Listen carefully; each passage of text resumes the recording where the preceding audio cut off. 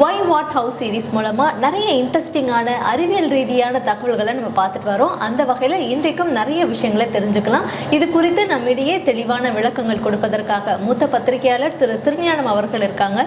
அவரை சந்திக்கலாம். வணக்கம் சார். வணக்கம் சுமையா. நோய்கள் அப்படின்னாலே கொஞ்சம் அபாயமானது தான். நோய் வராமல் நம்மளை பாதுகாத்துக்கணும் அப்படின்றது ஒன்று இருக்குது. ஆனால் அதுலேயுமே ரொம்ப மோசமானது இந்த தொற்று நோய்கள் அப்படின்னு சொல்லுவாங்க. ஒருத்தருக்கு வந்ததுன்னா உடனே அடுத்தடுத்த ஆட்களுக்கு ரொம்ப வேகமாக பரவக்கூடியதாக இருக்குது. இந்த தொற்று நோய்கள் ஏன் அந்த அளவுக்கு வேகமாக பரவுது சார்?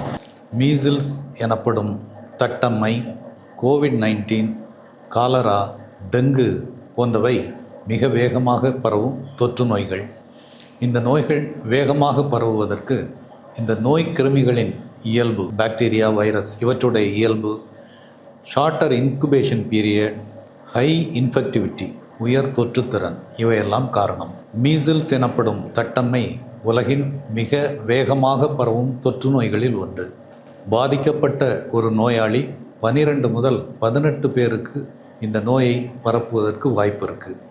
காய்ச்சல், இருமல், தோலில் சிவப்பு தடிப்பு, கண் எரிச்சல் போன்றவை இதற்கான சிம்டம்ஸ். கோவிட்-19 2019-20 ஆண்டுகளில் உலகையே அச்சுறுத்திய ஒரு மிக மோசமான தொற்று நோய் கோவிட்-19. பாதிக்கப்பட்ட ஒரு நோயாளி 2 முதல் 5 பேருக்கு இந்த தொற்றை பரப்பக்கூடிய வாய்ப்பு உண்டு. காய்ச்சல், இருமல், மூச்சு திணறல் இவற்றோடு சுவை இழப்பு, மனம் இழப்பு இவையெல்லாம் இதனுடைய முக்கியமான சிம்டம்ஸ். இன்ஃப்ளூயன்சா காய்ச்சல் குளிர்காலத்தில் வேகமாக பரவக்கூடிய ஒரு தொற்று.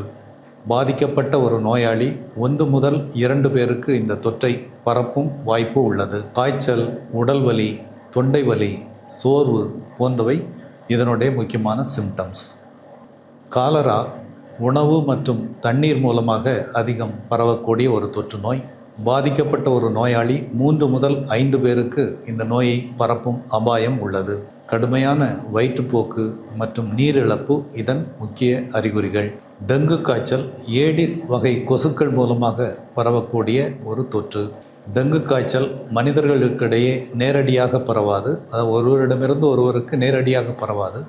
மாறாக ஒரு பாதிக்கப்பட்ட நோயாளியை கடித்த கொசு மற்றொரு நோயாளியை கடிக்கும்போது இந்த நோய் பரவுகிறது. உயர் காய்ச்சல், தோல் தடிப்புகள், மூட்டு வலி போன்றவை இதனுடைய சிம்டம்ஸ்.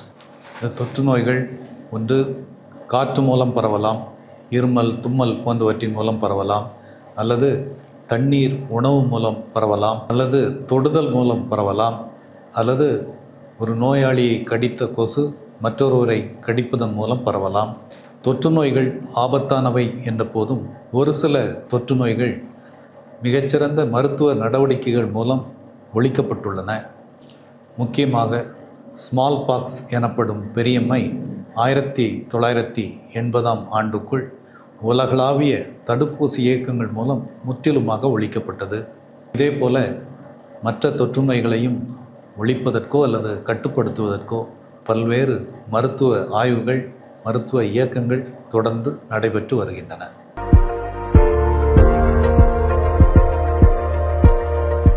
சார், பூமி இந்த சூரிய குடும்பத்துல இருந்து ரொம்ப தனித்துவமானது, பூமி கோள் மட்டும் ரொம்ப சிறப்பானது அப்படின்னு சொல்றாங்களே, அதுக்கான காரணம் என்ன சார்? நம்ம எல்லாருமே அங்க வாழ்றதாலேயே என்ன? பூமி என்பது ஒரு வெரி ஸ்பெஷல் பிளானட் அப்படின்னு சொல்கிறோம். நாம் அறிந்தவரை உயிர்கள் வாழ்வதற்கு தகுந்த சூழல் கொண்ட ஒரு மிகச்சிறந்த கோள் பூமி. தாவரங்கள், விலங்குகள், மிக உயர்ந்த உயிரினமான மனிதன் அனைத்தும் வாழ்வது பூமி. அனைத்தும் வாழ்வதற்கு ஏற்ற கோள் பூமி. இந்த சிறப்புக்கு மிக அடிப்படையான காரணங்கள் அப்படின்னு சொன்னால், திரவ நிலையில் உள்ள தண்ணீர், சுவாசிக்க தகுந்த அட்மாஸ்பியர், வளிமண்டலம், சூரியனிலிருந்து சரியான தொலைவில் இருக்கிறது. இவையெல்லாம் மேஜர் ரீசன்ஸ். சூரிய மண்டலத்தில் 8 கோள்கள் இருப்பதை அனைவரும் அறிவோம். இவற்றில் 4 கோள்கள், முதல் 4 கோள்கள் டெரஸ்ட்ரியல் பிளானட்ஸ், பாறைக்கோள்கள். அடுத்த 4 கோள்கள் வாயு கோளங்கள், Mercury, Venus, Earth and Mars இவைதான் பாறைக்கோளங்கள். ஜூபிட்டர், சாட்டர்ன், யுரேனஸ், நெப்டியூன் இவை 4ம் வாயு கோளங்கள். வாயு கோளங்களில் உயிரினங்கள் வாழ்வதற்கு சாத்தியமில்லை. 4 பாறைக்கோள்களில் பூமியில் மட்டுமே உயிரினங்கள் வாழ்கின்றன. அதுக்கு மிக முக்கியமான காரணம், நாம் பார்த்த முதல் காரணம், திரவ நிலையில் உள்ள தண்ணீர். மற்ற கோள்களில் தண்ணீர் இருந்த போதும் அவை ஒன்று உறைந்த பனியாக இருக்கிறது அல்லது நீராவியாக இருக்கிறது. திரவ நிலையில் உள்ள தண்ணீர் பூமியில் மட்டுமே இருக்கிறது. அடுத்து இரண்டாவது காரணம், உயிர்களை காக்கும் வளிமண்டலம், அட்மாஸ்பியர்.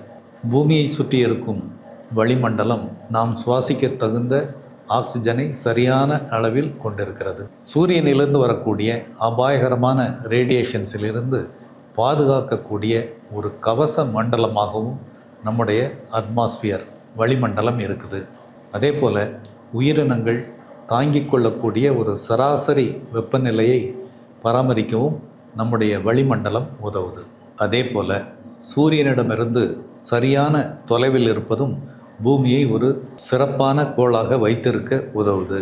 அதாவது ஹேபிட்டபிள் ஜோன் அப்படின்னு ஒரு கான்செப்ட் உண்டு. ஹேபிட்டபிள் ஜோன், அதாவது உயிர் வாழக்கூடிய பகுதி அப்படின்னு சொன்னால் கோல்டிலாக்ஸ் ஜோன் அப்படின்னு சொல்லுவாங்க. இந்த கோல்டிலாக்ஸ் ஜோன் அப்படின்னா என்னென்னா, சூரியனிலிருந்து 0.95 AU முதல் 1.37 AU வரை இருக்கணும். அந்த பகுதியில் இருந்தால் தான் அங்கே உயிர்கள் வாழ முடியும். AU அப்படின்னா என்ன? 15 கோடி கிலோமீட்டர். சூரியனிலிருந்து பூமி சுற்றி வரும் தூரம் கிட்டத்தட்ட 15 கோடி கிலோமீட்டர். இந்த 15 கோடி கிலோமீட்டர் தான் AU, அஸ்ட்ரானமிக்கல் யூனிட் என்ற ஒரு அலகாக கருதப்படுகிறது. கோல்டிலாக்ஸ் ஜோனில் ஒரு சரியான கோள் சுற்றி வர வேண்டுமென்றால் அது 0.95 AUலேருந்து 1.37 AUக்குள்ளே இருக்கணும். ஸோ அந்த சரியான இடத்தில் பூமி இருப்பதால் தான் ஒரு அதிக வெப்பத்தில் கருகிவிடாமலும் அதிக குளிரில் மொத்தமாக உறைந்து போகாமலும் பூமி இருக்கிறது. ஒரு வாழத்தகுந்த கோளாக இருக்குது. மீண்டும் தொகுத்து சொல்கிறதா இருந்தால், பூமி ஒரு ஸ்பெஷல் பிளானட் என்று கருதப்படுவதற்கு மிக முக்கியமான காரணம், 1 திரவ நிலையில் உள்ள தண்ணீர், 2 சுவாசிக்கத்தக்க பாதுகாப்பான வளிமண்டலம், 3 சூரியனிலிருந்து சரியான தொலைவில் இருப்பது. சார், பொதுவாகவே இந்த ஏரோப்ளேன் வந்து டேக் ஆஃப் ஆகும் போதும் சரி, இறங்கும் போதும் சரி, அந்த ரன்வே பாத்தில் வந்து தான் வந்து இறங்கும் ஏறும். ஆனால் இதுவே ஹெலிகாப்டர் அப்படின்னும் பொழுது அது செங்குத்தாகவே ஏறுது இறங்குது, ரெண்டுமே வானத்தில் தான் பறக்குது. பட் ஏன் இது மட்டும் செங்குத்தாக ஏறுது இறங்குது சார்? ஹெலிகாப்டர் என்பது ஒரு ஸ்பெஷல் ஏர்கிராஃப்ட்.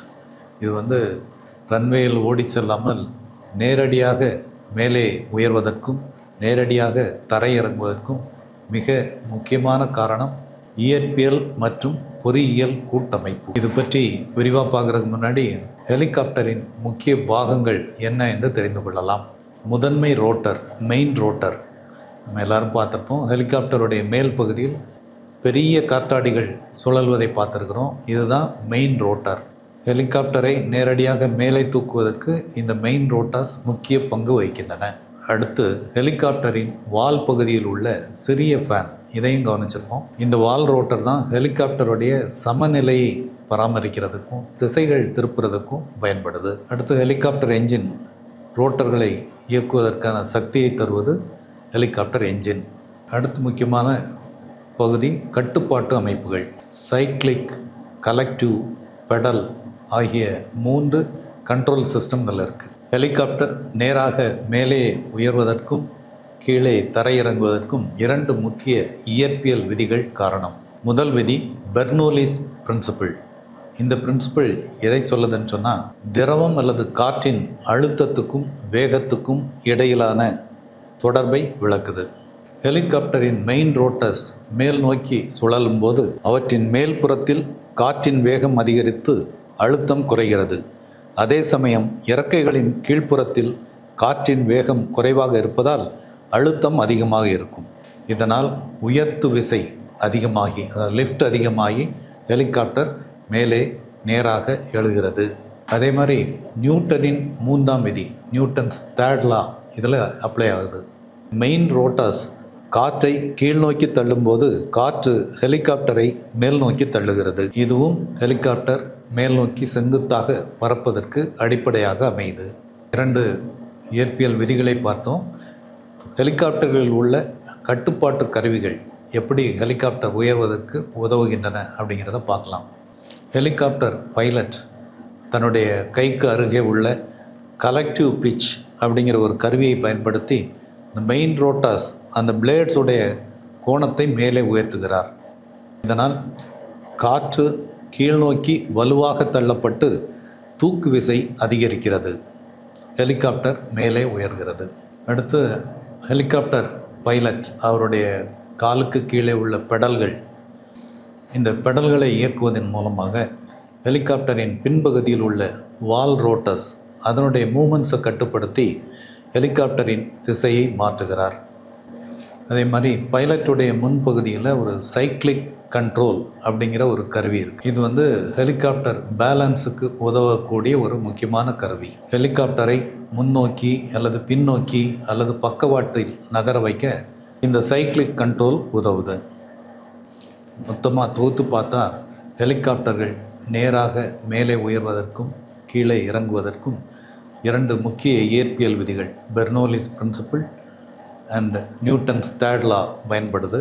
அதே போல் ஹெலிகாப்டரின் முக்கிய கட்டுப்பாட்டு கருவிகள் collective pitch, pedals and cyclic control, இந்த கருவிகள் பயன்படுது.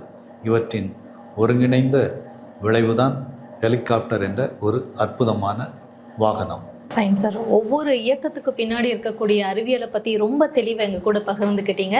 இன்றைக்கும் வை வாட் ஹவ் பகுதி ரொம்பவே இன்ட்ரெஸ்டிங்காக இருந்தது. Thank you so much sir. நன்றி சுமையா.